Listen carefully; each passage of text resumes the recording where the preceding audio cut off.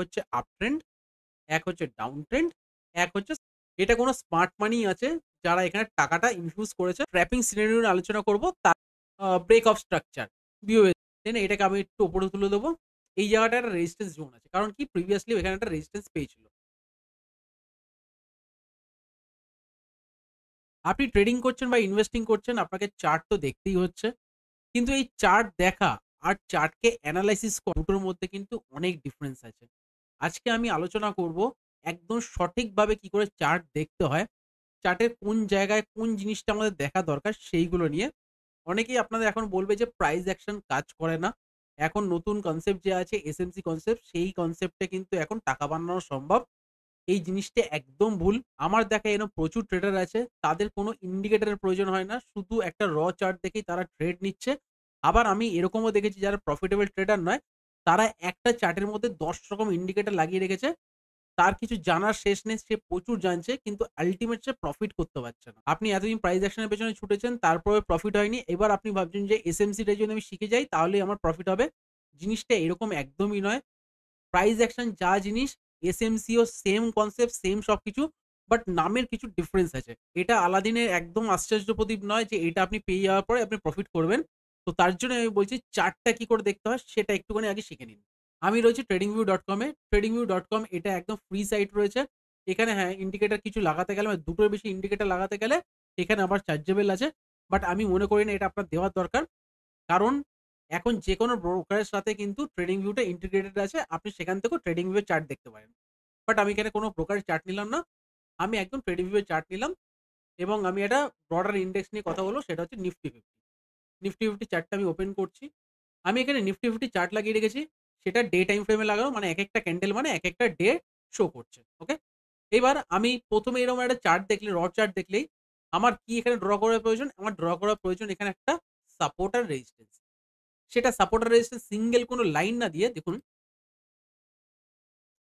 এরকম সিঙ্গেল কোনো লাইন না দিয়ে আমি এটাকেই একটা জোন ক্রিয়েট করতে চাই। তো জোন ক্রিয়েট করতে গেলে কি করতে হয়? জাস্ট আমি একটুখানি চার্টটা ঠিকঠাক করে লাগিয়ে নিলাম। ওকে। এইবার আমি এখানে গিয়ে একটা প্যারালাল চ্যানেল নেব। আমি মনে হচ্ছে এই জায়গাটা আমার একটা ভালো কিন্তু রেজিস্ট্যান্স জোন আছে। এই জায়গাটা গিয়ে আমি এতদূর অব্দি টেনে নেব রাগটা। দেন এটাকে আমি একটু উপরে তুলে দেবো। এই জায়গাটায় একটা রেজিস্ট্যান্স জোন আছে। কারণ কি প্রিভিয়াসলি এখানে একটা রেজিস্ট্যান্স পেয়েছিল। এখানেও একটা রেজিস্ট্যান্স পেয়েছে। এখানেও একটা রেজিস্ট্যান্স ক্রস করে এবার উপরের দিকে যাওয়ার চেষ্টা করছে বা ব্রেকআউট করার চেষ্টা করছে। আর নিচের দিকে যদি আমি একটা সাপোর্ট সেম ভাবে যদি খুঁজতে চাই, তাহলে সেম এখানে আমি যাবো। এই জায়গাটা দেখুন বারে ও সাপোর্ট নিচ্ছিল এই জোনটায়। এখানে আমি একটা লাইন ক্রিয়েট করলাম। দেন একটুখানি ওটা বাড়িয়ে নিলাম। এই দেখুন এখানে রেজিস্ট্যান্স পেয়েছিল। রেজিস্ট্যান্সটাই পরে গিয়ে সাপোর্ট ক্রিয়েট করেছে। এখানেও সাপোর্ট পেয়েছে, এখানেও সাপোর্ট পেয়েছে, এখানে একটা সাপোর্ট পেয়ে আবার কিন্তু প্রাইসটা উপরের দিকে উঠে গেছে। তো সিম্পল এইভাবে আমি দেখালাম আপনাকে একটা সাপোর্ট আর রেজিস্ট্যান্স ড্র করতে হয়। এবার সাপোর্ট আর রেজিস্ট্যান্স এর আরেকটা পার্ট আমি দেখিয়ে দিই সেটা হচ্ছে ট্রেন্ড লাইন কি করে ড্র করবেন। এই দেখুন এখান থেকে একটা আমি লাইন ক্রিয়েট করলাম। এই দেখুন এখানে একবার সাপোর্ট নিয়েছি, এখানে একবার সাপোর্ট নিয়েছি, এখানে একবার সাপোর্ট নিয়েছি। তো আমার কাছে ডাবল কনফার্মেশন এলো। একটা এরকম হরাইজন্টাল সাপোর্ট আমি পেয়েছি। প্লাস এরকম একটা ট্রেন্ড লাইনের সাপোর্টও কিন্তু আমি এখান থেকে পরিষ্কার দেখতে পাচ্ছি। তো প্রাইস যদি আবার ঘুরে কোনদিন এরকম কাছাকাছি আসে, মেবি হয়তো এই ট্রেন্ড লাইনের সাপোর্ট নিয়ে আবার উপরের দিকে যাওয়ার চেষ্টা করবে। এগুলো একদম বেসিক কনসেপ্ট যেগুলো আছে সেগুলো আপনাকে শো করছি। এইবার আস্তে, আস্তে করে আমি যদি ডিপের দিকে ঢুকি তাহলে আমার কোনো একটা স্টক নিয়ে যদি আলোচনা করি আপনাদের আরো বুঝতে সুবিধা হবে। কিন্তু সেই স্টকটা আমি একটু প্রিভিয়াস ডেটা নিয়ে করব। এট লিস্ট যেন ৩ মাস পুরনো হয়। তার জন্য একটা স্টক আমি নিয়ে নিচ্ছি। স্টকটার নাম হচ্ছে ম্যাজগাঁও ডগ। কেন আমি এটা দেখাচ্ছি? কারণ মোটামুটি ২-৩ বছর আগে থেকে এটা একটা ভালো কিন্তু আমরা এখানে র‍্যালি দেখেছিলাম এই স্টকটার মধ্যে। এবার আমি একটু প্রিভিয়াস এ আসি। দেখুন যেইভাবে আমি বলেছিলাম যে একটা রেজিস্ট্যান্স ড্র করার জন্য, এখানে অলরেডি আমি একটা রেজিস্ট্যান্স ড্র করে রেখেছি। এটা হচ্ছে ২০২২ সালের অক্টোবর মাসের ঘটনা। এখানে দেখুন একবার রেজিস্ট্যান্স পেয়েছিল। আবার নিচ থেকে একটা সুন্দর বেস ক্রিয়েট করে আবার কিন্তু এখানে একটা ভালো ব্রেকআউট পেয়ে প্রাইস উপরের দিকে চলে যায়। এইবার এই ব্রেকআউটটা যখন হয়েছিল, আমি কি করে বুঝবো যে এই ব্রেকআউটটা সাস্টেনেবল? আমরা অনেক সময় দেখি যে এখানে একটা ব্রেকআউট হয়, তারপরেই কিন্তু ব্রেকআউটটা ফেল হয়ে আবার প্রাইস নিচের দিকে চলে যায়। তো এইটা যাতে ফেল না হয় বা ফেক আউট এ কনভার্ট না হয়, তার জন্য আমাদের একটা কনফার্মেশন লাগবে। সেটার নাম হচ্ছে ভলিউম। আমি ইন্ডিকেটরে যাব, জাস্ট VOL লিখব, ভলিউম লিখলে এরকম একটা ভলিউম চার্ট কিন্তু আপনার সামনে নিচে ওপেন হয়ে যাবে। এইবার আমি চার্টটা যখন দেখছি, দেখুন এই ডেটে এই যে এই ক্যান্ডেলটা যখন ক্রিয়েট হয়েছিল, তার সাথে, সাথে কিন্তু একটা বড় কিন্তু ভলিউম বার রয়েছে। এই বারটা কিন্তু সাধারণ রিটেলাররা ক্রিয়েট করতে পারে না। এটা কোনো স্মার্ট মানি আছে যারা এখানে টাকাটা ইনফিউজ করেছে। তারপরে শেয়ার প্রাইসটা কিন্তু উপরের দিকে গেছিল। এবং তারপরে দেখুন ভলিউম কিন্তু কত বড়, বড় ভলিউম হয়েছে। মানে এখানে বড় পার্টিরা তাদের কিন্তু পজিশন বানিয়েছে। এইবারে শেয়ার প্রাইসটার মধ্যে আরেকটা জিনিস দেখার, সেটা হচ্ছে রিপিটেশন। দেখুন এখানে একবার যেই প্যাটার্নটা রিপিট হয়েছে, সরি যেই প্যাটার্নটা ক্রিয়েট হয়েছে, এটাই দেখুন সেম কিন্তু এখানে রিপিট হয়েছে। মানে ও যখনই উপরের দিকে যায়, একবার যেখানে রেজিস্ট্যান্স পায়, আবার সেখান থেকে প্রাইসটা নিচে থেকে ফেরত আসে। আবার সেম জায়গায় গিয়ে রেজিস্ট্যান্স পায়, প্রাইস আবার নিচে চলে আসে। আবার এখানে গিয়ে একটা কিন্তু রেজিস্ট্যান্স পায়, আবার নিচে চলে আসে। কিন্তু এইবারে কিন্তু ব্রেকআউটটা সাকসেসফুল হয় এবং প্রাইস আবার উপরের দিকে চলে যায়। এবার এখানে ২ একটা জিনিস লক্ষ্য করার বিষয়, যখন দেখুন এখানে এই প্রাইসটা এখানে ফেল হলো, যখন ব্রেকআউট দিতে, প্রাইস নিচে এলো। ওকে? তারপরে পরে ফেল হলো, নিচে এলো। কিন্তু কখনোই এই যে সুইং লোটা আছে এর নিচে প্রাইস চলে এলো না। মানে একবার আমি একটা লাইন দিয়ে এটা বোঝানোর চেষ্টা করি। এই দেখুন এই লাইনটা আমি ক্রিয়েট করলাম। মানে প্রাইসটা এই জায়গাটায় এসছে, উপরের দিকে গেছে। নিচে যখন আবার এসছে, আস্তে, আস্তে কিন্তু উপরের দিকে সে শিফট হচ্ছে। মানে এই জায়গাটা দেখুন লাইনটার উপরে একটুখানি শিফট হয়েছে। রাইট? তারপরে পরে যখন এটা ফেল হলো, ব্রেকআউটটা যখন ফেল হলো, আবার কিন্তু শিফট হলো। মানে এর নিচে আর এলো না। তার মানে আমরা এখানে পরিষ্কার বুঝতে পারছি যে বায়াররা কিন্তু আস্তে, আস্তে করে প্রাইসটা শিফট করছে। এবং এখানে একটা সঠিক ভলিউমের সাথে কিন্তু সুন্দর একটা উপরে ক্লোজ দিল এবং প্রাইসটা আবার উপরের দিকে চলে গেল। আরেকটা দেখুন ভলিউমের মধ্যে একটা আমি লাইন ক্রিয়েট করে রেখেছি। এই লাইনটা মানে হচ্ছে মিডিয়ান। মানে আমি এখানে যদি দেখিয়ে দিই, ভলিউম যাবেন, সেটিংস এ যাবেন। সেটিংস এ যাওয়ার পরে স্টাইল এ যাবেন। স্টাইল এ গিয়ে, সরি, হ্যাঁ, স্টাইল এই আছে। স্টাইল এ গিয়ে এই যে ভলিউম এমএ টা, এটা আপনার কাছে থাকবে না। এটাকে আপনি জাস্ট ক্লিক করে দেবেন। ক্লিক করে ওকে করে দিলাম। এই লাইনের উপর যদি কোনো ভলিউম বার চলে যায়, তার মানে আমরা বুঝতে পারবো ওখানে কোনো সিগনিফিক্যান্ট কিন্তু কোনো বায়াররা আসছে। ওকে? তার জন্য শেয়ার প্রাইসটা উপরের দিকে যাচ্ছে। এবং এই প্যাটার্নটা কিন্তু বারে, বারে দেখিয়েছে। এর আগে যে প্যাটার্নটা আমি দেখিয়েছিলাম, দেখুন এই যে এখানে যখন ব্রেকআউট করেছিল, এটা সামান্য রিটেস্ট হয়েছিল বা কনসোলিডেশন করেছিল। খুব একটা রিটেস্ট হয়নি, কনসোলিডেশন করেছিল, প্রাইসটা উপরের দিকে চলে যায়। আবার এখানে যখন এলো, শেয়ার প্রাইসটা উপরে তো গেছিল, একদম ঝট করে উপরে চলে গেছিল। কিন্তু তারপরে কিন্তু একটা রিটেস্ট করতে আসে সেম কিন্তু পয়েন্টে। এই সাপোর্ট পয়েন্টটা রিটেস্ট করতে আসে, আবার শেয়ার প্রাইসটা উপরে চলে যায়। তো আমরা যদি এইখানে এই ব্রেকআউটটায় যদি নাও নিতে পারি, আমরা একটু ওয়েট করে থাকবো হচ্ছে এরকম কোনো একটা সাপোর্টে এসে রিটেস্ট নেওয়ার জন্য। এবার সবসময় কিন্তু প্রাইস এই আগেরটাও যেমন দেখালাম, সবসময় প্রাইস কিন্তু এখানে রিটেস্টের জন্য আসবে না, সোজা উপরের দিকে চলে যাবে। আপনি যদি একদম নতুন ট্রেড শুরু করার কথা ভাবছেন, ১ম করছেন, এটা হয়তো আপনার প্র্যাকটিসের সাথে, সাথে আসবে। কিন্তু ১ম বারে আপনি এই হয়তো এই মুভটা ক্যাপচার করতে পারবেন না। আপনি রিটেস্টের জন্য ওয়েট করুন। রিটেস্ট যদি না পান, সেই স্টককে ছেড়ে দিন। আপনাদের মনে অনেকেরই কোয়েশ্চেন থাকতে পারে, তাহলে এখানে যখন এই ব্রেকআউটটা হয়েছে, ব্রেকআউটের ফলে রিটেস্ট কেন আবার নিতে আসছে? একদম তো স্ট্রেইট এখানে বায়ার যখন এসে গেছে, বড় বায়ার, তাহলে উপরে নিয়ে চলে যান এখানে স্ট্রেইট। দেখুন যখন এখান থেকে প্রাইস উপরে উঠতে শুরু করে, কেউ না কেউ এখানে কিনেছে, কেউ না কেউ এখানে বাই করেছিল। তারা এরকম জায়গায় একটা ভালো প্রফিট দেখতে পাচ্ছে। তখন প্রফিট বুকিং হয় এবং প্রফিট বুকিং হওয়ার জন্য কিছুক্ষণের জন্য প্রাইসটা নিচের দিকে আসে। তারপরে কিন্তু আবার উপরের দিকে চলে যায়। আবার এরকমও কিছু কেস আসবে, এরকম প্রাইস একটা সুন্দর ব্রেকআউট হবে, উপরে যাবে, রিটেস্ট যখন করতে আসবে, প্রপার যে এখানে রিটেস্ট করবে এরকম না, এর থেকেও নেমে যাবে। নেমে গিয়ে তারপরে কিন্তু শেয়ার প্রাইসটা আবার উপরের দিকে যাবে। আচ্ছা, আরেকটা কনসেপ্ট এখানে বলে দিই, যখন আপনি ব্রেকআউট দেখছেন, এই ব্রেকআউটে যখন এই ব্রেকআউট ক্যান্ডেলটা দেখছেন, তখন আপনি চেষ্টা করবেন, যদি আপনি সুইং ট্রেড করে থাকেন, তাহলে আপনি ডে টাইম ফ্রেমে দেখবেন। আর যদি কনফার্মেশন নিতে হয় আরো বেটার, তাহলে আপনি সেটাকে উইকে চলে যান। উইকে যখন চলে যাবেন, তখন আপনার কাছে পিকচারটা আরো বেশি ক্লিয়ার হয়ে যাবে। যে অ্যাকচুয়াল কি ওটা ব্রেকআউট হয়েছে নাকি ফেক আউটও দেখাতে পারে। ওকে? এইবার আমি এটা সুইং ট্রেডিং এর পার্সপেক্টিভ বললাম। আপনারা যদি ইন্ট্রাডে ট্রেডিং করেন, তাহলে আপনি 15 মিনিটস এর চার্ট দেখছেন, সেটাকে আপনি 1 আওয়ারে গিয়েও কিন্তু একটা সেটার কনফার্মেশন নিতে পারেন। এইগুলোকে বলা হলো এমটিএফ, মানে হচ্ছে মাল্টি টাইম ফ্রেম এনালাইসিস। এবার এরকম একটা ভিডিওর মধ্যে আমি পুরো এরকম চার্টের এনালাইসিস কি করে করতে হয়, সেটা হয়তো আপনাকে বোঝাতে পারছি না। যদি হ্যাঁ, আমার এই ভিডিও দেখে আপনাদের কিছুটা হলেও উপকৃত মনে হচ্ছে, তাহলে আপনারা জাস্ট লিখতে পারেন পার্ট 2। আমি এটা পার্ট 2 আনার চেষ্টা করব। আমি কিন্তু ওই পার্ট 2 এর মধ্যে ডেফিনিটলি আরো অনেক কিছু কিন্তু ইনক্লুড করার চেষ্টা করব। এবার যদি প্রাইস অ্যাকশন এর কথা বলি, প্রাইস অ্যাকশন এর মধ্যে একটা পার্ট আসে, তার নাম হচ্ছে ক্যান্ডেলস্টিক। এই ক্যান্ডেলস্টিকটা যেমন একটা নাম বলি, হ্যামার ক্যান্ডেলস্টিক। এবার এই হ্যামার ক্যান্ডেলস্টিকটাই আমি দেখেছি অনেকেই বলে কাজ করে, অনেকেই বলে কাজ করে না। কিন্তু হ্যামার ক্যান্ডেলস্টিকটা আপনি কোথায় দেখছেন সেটা কিন্তু সবথেকে বেশি জরুরি। আমি সংক্ষেপে দুটো কথা বলে দিই। হ্যামার ক্যান্ডেলস্টিক যদি হয় সেটা হচ্ছে একটা বুলিশ ক্যান্ডেলস্টিক। তার মানে আপনার ট্রেন্ডটা দেখতে হবে এরকম বিয়ারিশ। তারপরে গিয়ে এরকম হ্যামার ক্যান্ডেলস্টিক দেবে। তারপরে সেখান থেকে প্রাইস অ্যাকশন উপরে নিয়ে চলে যাবে।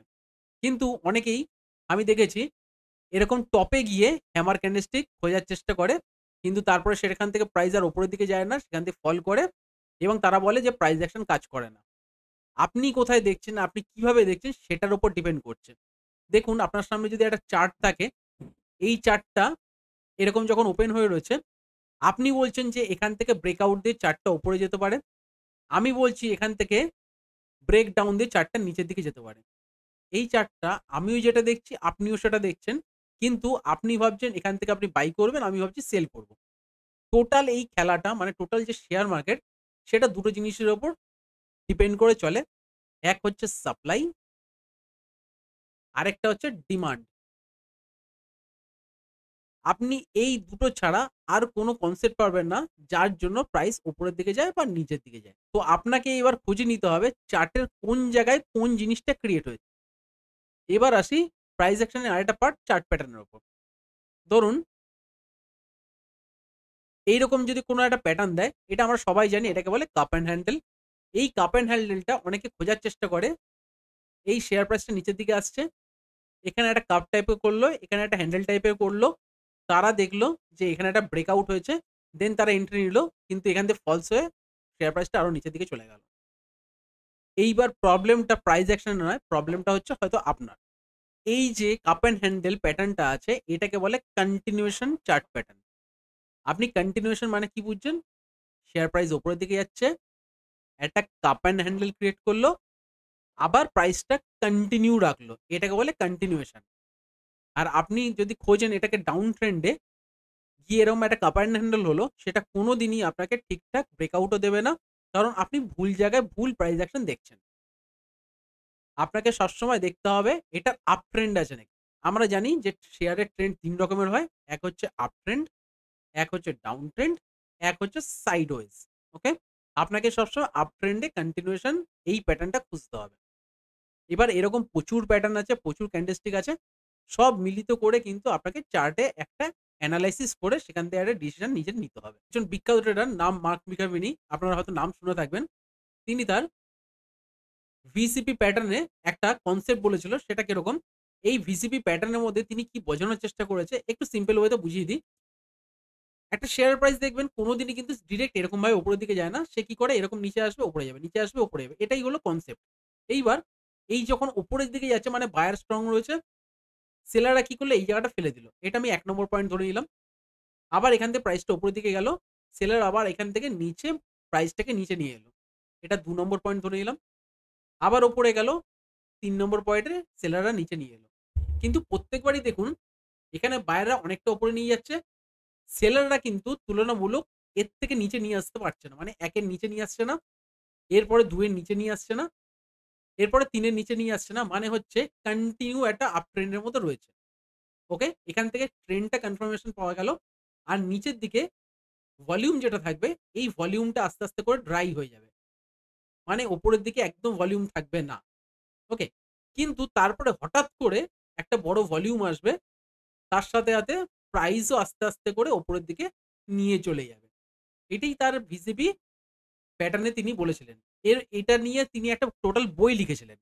তো সেটাকে আমি কোনদিন ১ মিনিটের মধ্যে বোঝাতে পারব না। জাস্ট আমি একটা সিম্পল ওয়েতে বুঝিয়ে দিলাম জিনিসটা কি বলতে চেয়েছেন তিনি।